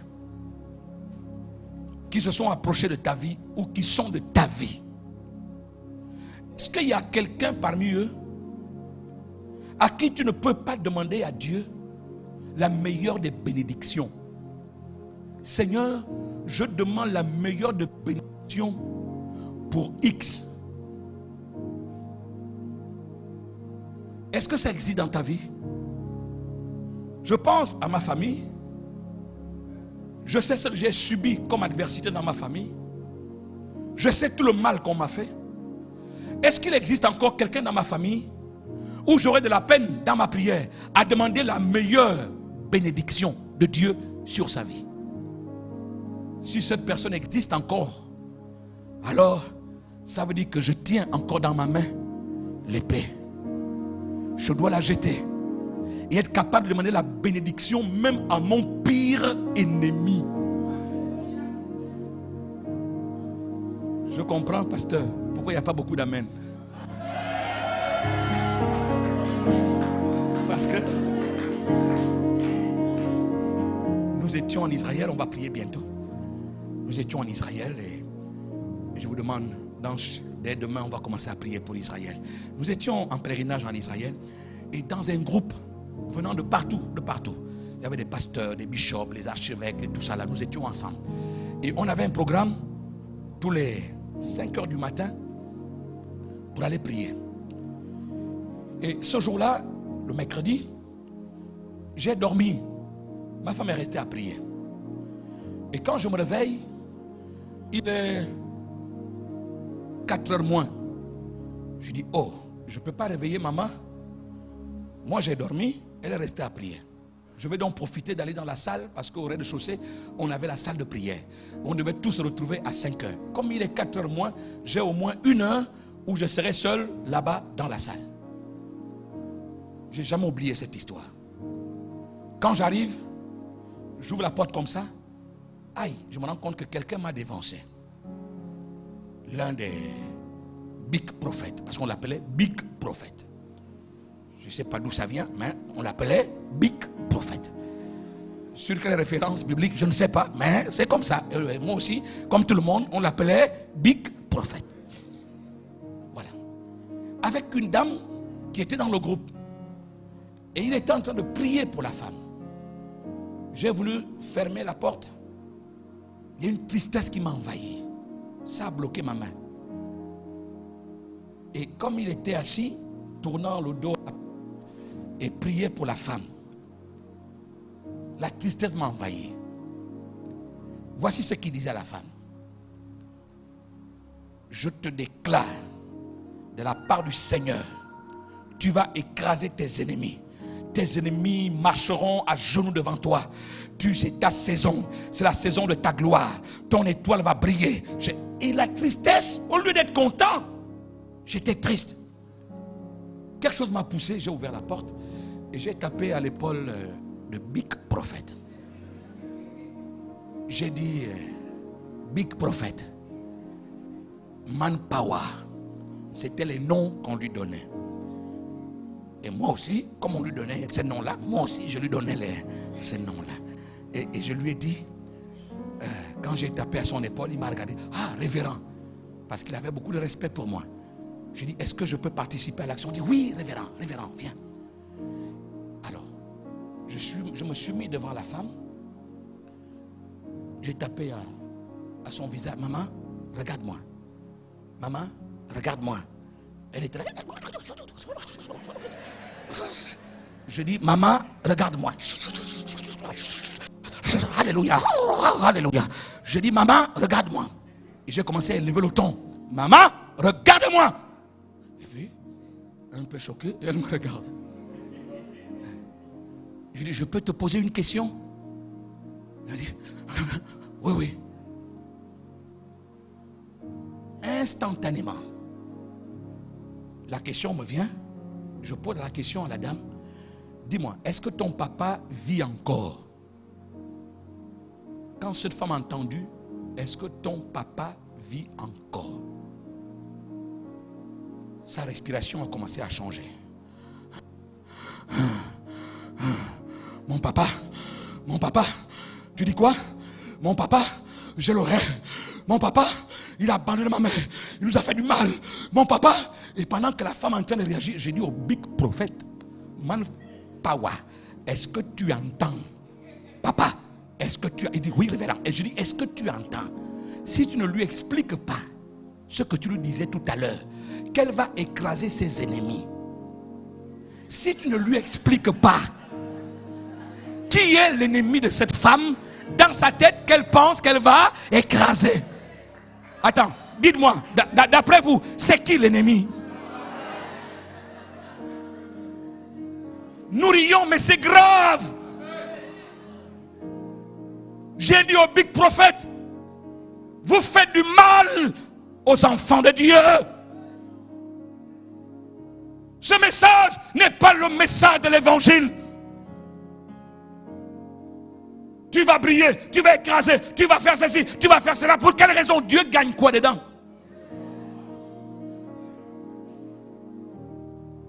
Cette femme, on est tombé d'accord avec Big Prophet pour faire un travail pour lui dire, attention, il faut que tu pardonnes ton père. Tu peux pas être enfant de Dieu et ne pas pardonner ton père. Voyez-vous, voilà le vrai travail des prophètes. Et nous l'avons aidé. C'était une délivrance qui nous a pris du temps. Pourquoi? Parce qu'il y a des messages qui ne vous donnent que l'épée et vous éloignent de l'amour. On ne vous donne que l'épée et vous éloigne de l'amour. Mes chers amis, Dieu veut une nouvelle voix qui se lève dans cette nation.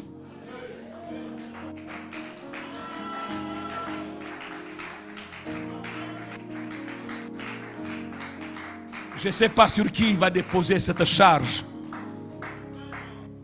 Parce que c'est compliqué. Très compliqué. Une fille m'a dit, pasteur, je suis d'accord avec tout ce que tu dis. Mais allez demander un pardon à mon père qui m'a violé de 6 ans jusqu'à 16 ans. Il a gaspillé ma vie et tu me demandes d'aller lui demander pardon. Et je lui ai dit, c'est cela le scandale de l'évangile. On n'a pas de choix. Nous n'avons pas choisi une autre religion. C'est celle-là que nous avons choisie. Pasteur,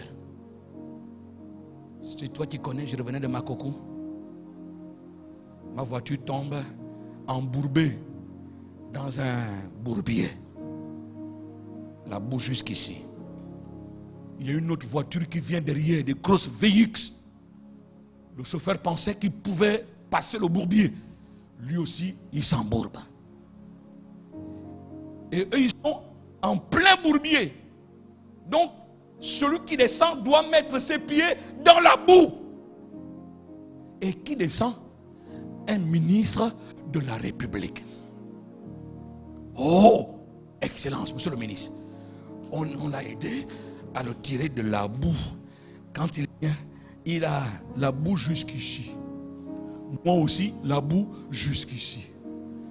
J'ai dit à monsieur le ministre, nous sommes embourbés. Je suis embourbé. Tu es embourbé. Nous sommes embourbés.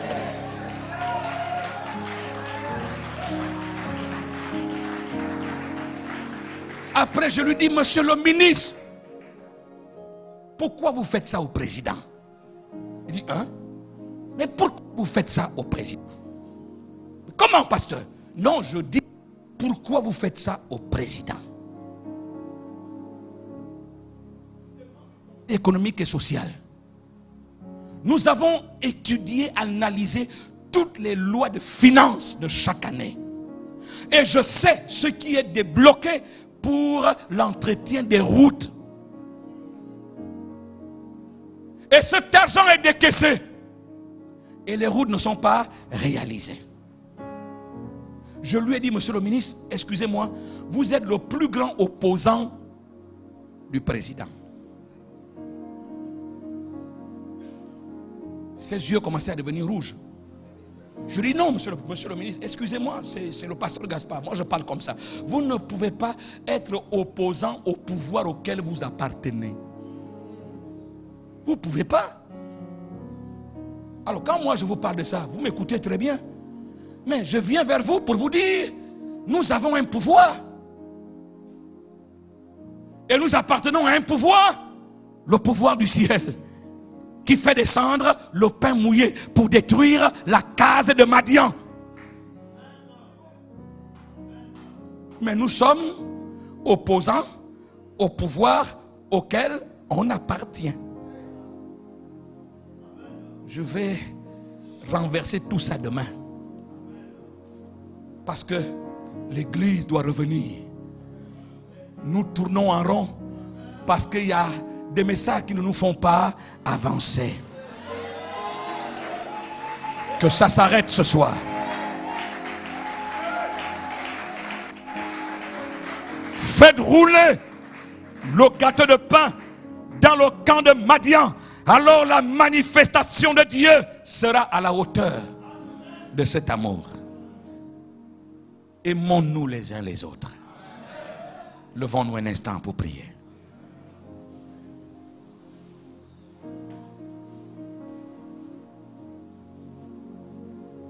Donnez-moi un chant.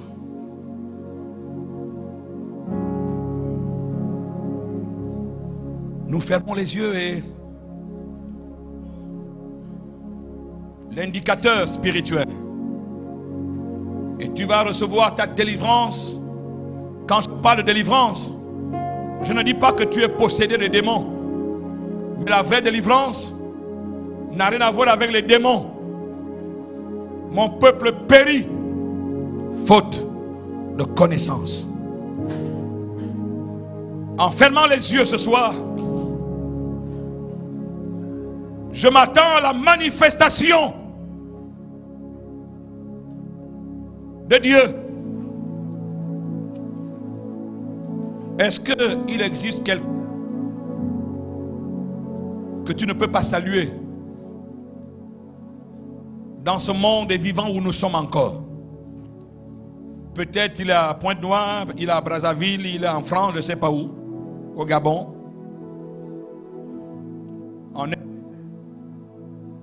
Quelqu'un que tu ne peux pas saluer.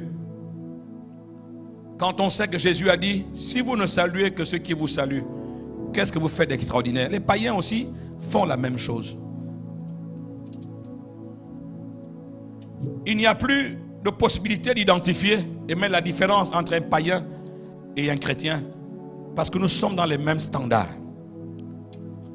Dans les mêmes références. Et nous ignorons totalement ce qui se passe au ciel. Gédéon n'a pas su ce qui se passait au ciel. Alors il a crié à l'épée. Je veux demander au Saint-Esprit de te donner force et pouvoir, de demander la meilleure bénédiction à la personne qui t'a fait le plus de mal. Si tu n'atteins pas cette dimension, comme Gédéon, tu entendras les voix, tu mangeras les pains, mais ce ne sera pas le vrai pain du ciel. Moi, je ne désire consommer que le vrai pain du ciel.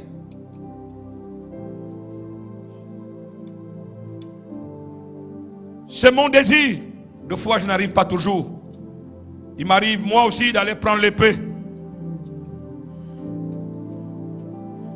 Crier à l'épée.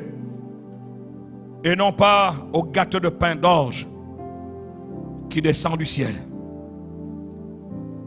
Est-ce que vous savez que ce petit caillou qui s'est détaché de la montagne, qu'est-ce qu'on peut espérer de ce petit caillou? Mais ce petit caillou est descendu de la montagne, est venu cogner les orteils de cette statuette. Et le caillou a pris de l'ampleur, du volume, et son pouvoir s'est installé. C'est le mystère de notre foi. Le mystère de la foi chrétienne. C'est cela le mystère de notre foi. Le reste, ça peut marcher à des circonstances, mais même dans toutes les circonstances, je dois garder, même en maniant l'épée, être consommateur du pain, le vrai pain qui descend du ciel. Est-ce qu'il existe quelqu'un? Parce que cette personne bloque ton épanouissement spirituel.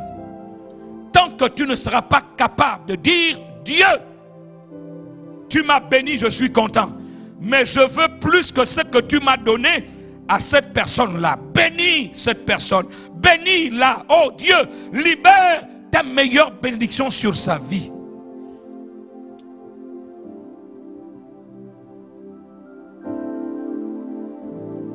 Est-ce que cette personne existe?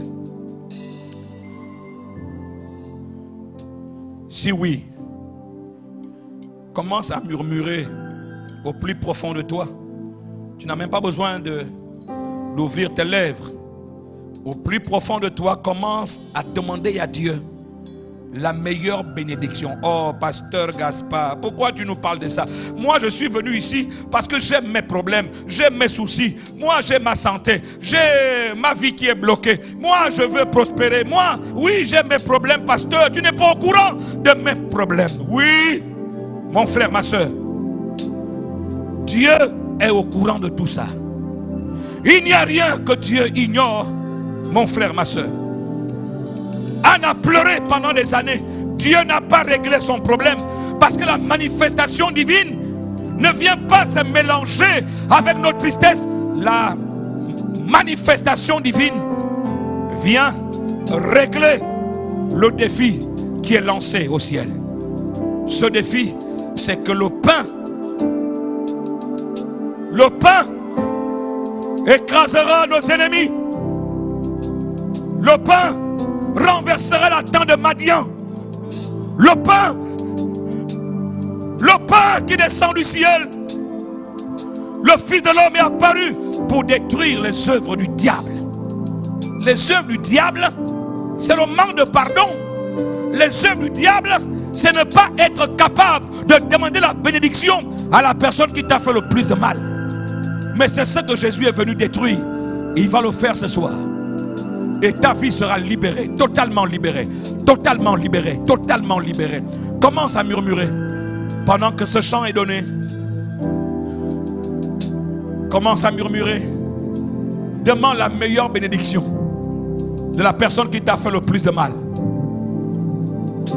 Est-ce que tout le monde participe? Je vous en supplie. Je vous en supplie. C'est le secret de l'explosion de la manifestation divine. C'est cela le message de l'évangile. Et l'apôtre Paul en a été le témoin vivant. Le témoin vivant. Il n'a pas été parfait.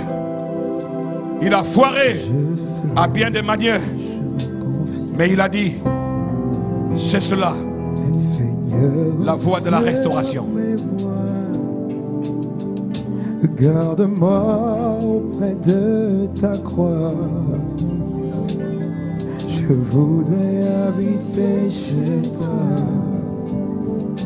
tous les jours, comme l'argile devant le potier.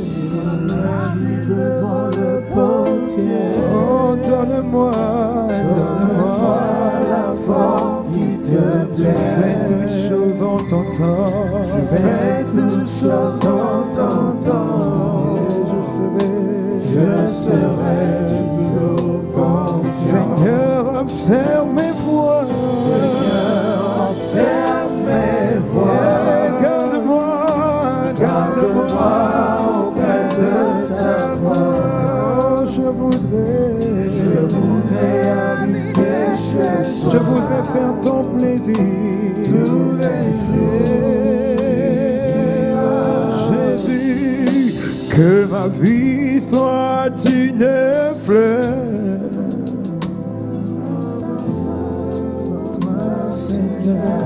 Je voudrais prier et toucher. Il y a des femmes qui pleurent. Votre vie cachée au plus profond de vous est un véritable cauchemar. Ça ne va pas se régler avec l'épée. Je veux que tu te déplaces là où tu es et tu viens ici devant. Par un toucher, quelque chose va se passer au plus profond de toi maintenant.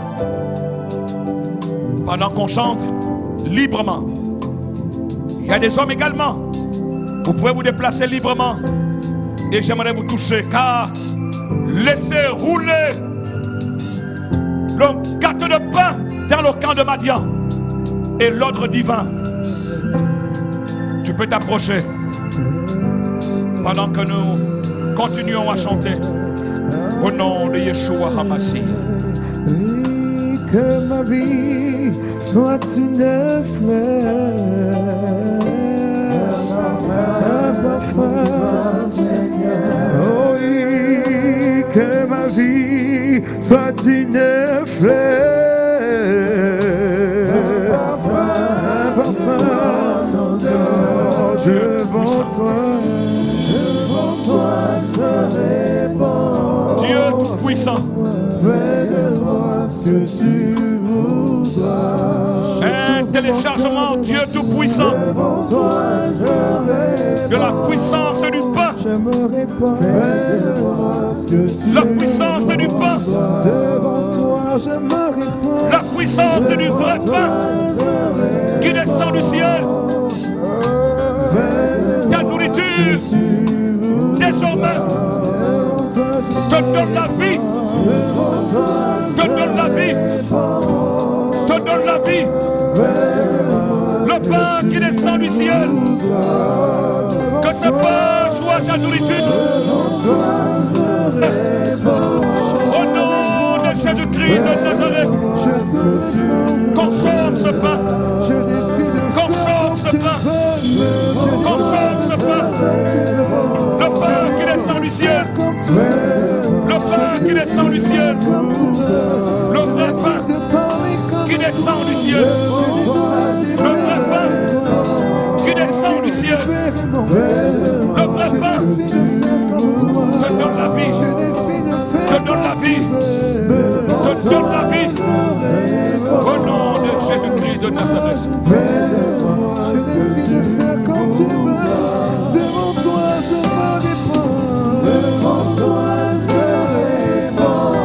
Remplis ce cœur de la puissance de ton amour. Car celui qui mange de ce pain n'aura jamais plus faim et aura la vie. La vie, la vie, la vie, la vie, la vie qui descend. Au nom de Jésus-Christ de Nazareth. Oh, alléluia. Fais-moi ce que tu voudras.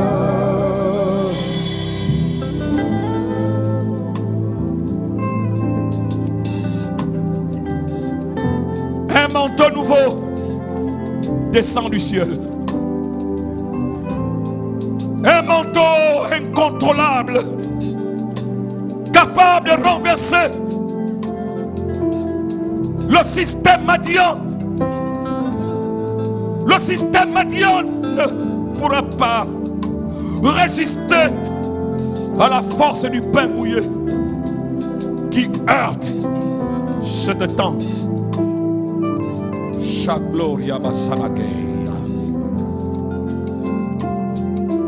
Gloria bakashina basanagei.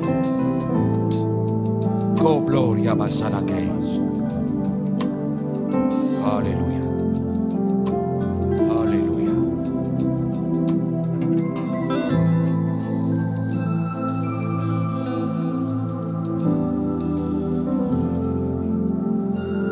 Nous élevons tous ensemble nos mains. Et dans la prière, nous bénissons le Seigneur pour ce moment de rafraîchissement, ce temps puissant où Dieu nous a visités avec ce puissant message. Nous prions également pour bénir l'instrument que Dieu a utilisé puissamment ce soir. Que Dieu le bénisse, que Dieu le fortifie.